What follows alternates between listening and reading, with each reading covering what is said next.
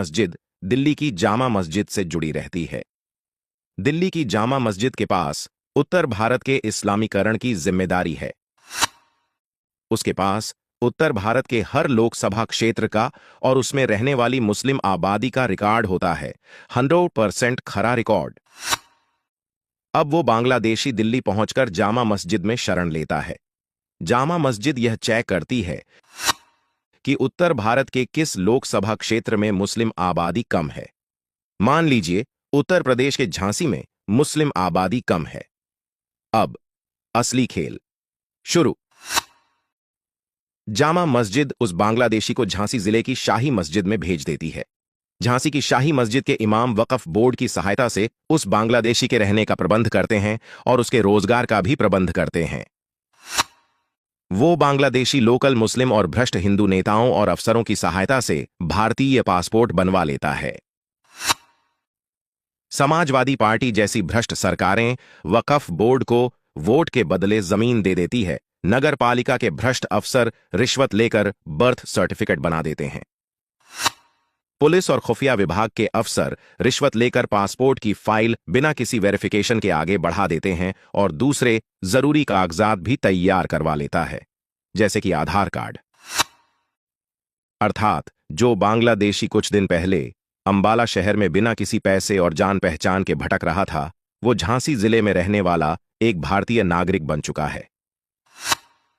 ये तो एक बांग्लादेशी की कहानी है। देश में रोज बड़ी संख्या में बांग्लादेशी और पाकिस्तानी कबायली बंजारा आते हैं और वक्फ बोर्ड की सहायता से भारतीय नागरिक बन जाते हैं।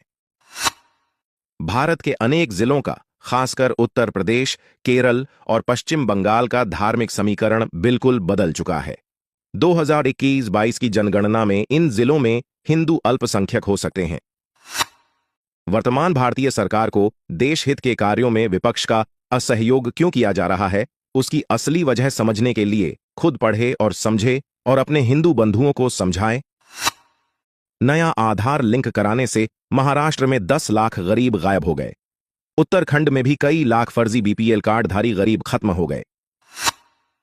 3,03,000 से ज्यादा फर्जी एलपीजी कनेक्शन धारक खत्म हो गए। मदरसों से वजीफा पाने वाले 1,34,000 फर्जी बच्चे गायब हो गए। 1.5 करोड़ 15,000 से ऊपर फर्जी राशन कार्डधारी गायब हो गए। ये सब क्यों और कहां गायब होते जा रहे हैं? चोरों का सारा काला चिट्ठा खुलने वाला है। इसीलिए सारे चोर ने मिलकर माननीय सर्वोच्च न्यायालय में याचिका दायर कर दी कि आधार लिंक हमारे मौलिक अधिकारों का हनन है। चोरों को प्राइवेसी का कैसा अधिकार? कंपनी के एमडी मोदी ने फर्जी 3 लाख से ज्यादा कंपनियां बंद कर दी हैं। 2 राशन डीलर नाराज हो गए। 3 प्रॉपर्टी डीलर नाराज हो गए। 4 ऑनलाइन सिस्टम बनने से दलाल नाराज हो गए हैं। 5 40,000 फर्जी एनजीओ बंद हो गए हैं, इसलिए इन एनजीओ के मालिक भी नाराज हो गए। 6 नो 2 की इनकम से प्रॉपर्टी खरीदने वाले नाराज हो गए। 7 ई टेंडर होने से कुछ ठेकेदार भी नाराज हो गए। 8 गैस कंपनी वाले नाराज हो गए। 9 अब तक जो 12 करोड़ लोग इनकम टैक्स के दायरे में आ चुके हैं, वह लोग नाराज हो गए। 10 जीएसटी सिस्टम लागू होने से व्यापारी लोग नाराज हो गए, क्योंकि वो लोग ऑटोमेटिक सिस्टम में आ गए हैं। 11 वो 2 नंबर के काम वाले लोग फलना फूलना बंद हो गए हैं। 13 ब्लैक को व्हाइट करने का सिस्टम एकदम से लुंज सा हो गया।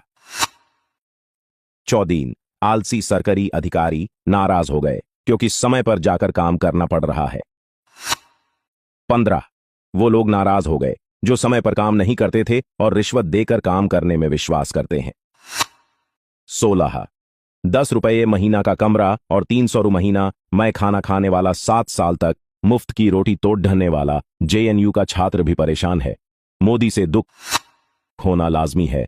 देश बदलाव की कहानी लिखी जा रही है। जिसे समझ आ रही है बदल रहा है, जिसे नहीं आ रही है वो मंदबुद्धि युवराज के मानसिक गुलाम हमें अंधभक्त कह कहकर छाती कूट रहे हैं।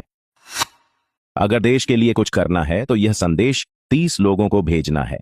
बस आपको तो एक का डीडीडी जो ढनी है, देखते ही देखते पूरा दे टीवीश जो डह जाएगा। बस जरा सा फॉरवर्ड्स करो, सिर्फ 2-3 सेकंड ही लगेंगे। वंदे मातरम।